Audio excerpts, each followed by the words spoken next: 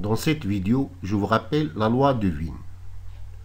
Considérons un corps noir porté à une température T exprimée en Kelvin. Ce corps noir est réalisé de telle sorte qu'il contient un espace vide à l'intérieur et un chemin qui laisse passer les rayons lumineux émis par le corps vers l'extérieur. Après, on mesure à l'aide d'un spectromètre l'intensité lumineuse en fonction de la longueur d'onde pour chaque valeur de la température. On observe les résultats suivants. Premier résultat, c'est que pour toutes les températures, l'intensité lumineuse augmente pour des faibles longueurs d'onde et diminue pour des grandes valeurs de longueur d'onde.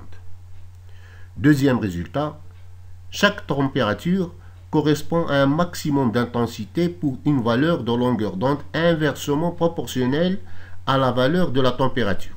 C'est-à-dire, lorsqu'on diminue la température d'un corps noir, la longueur d'onde qui correspond au maximum d'intensité augmente de façon que la température multipliée par la longueur d'onde considérée donne toujours une valeur constante.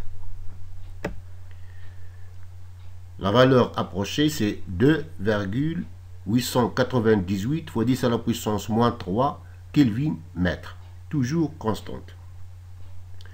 Ce phénomène, connu sous le nom de loi de Wien, joue un rôle intéressant lorsqu'on veut montrer à l'échelle macroscopique l'insuffisance des lois de la physique classique. Surtout si on veut interpréter la variation de l'intensité lumineuse émise par un corps noir dans l'intervalle des faibles valeurs de longueur d'onde.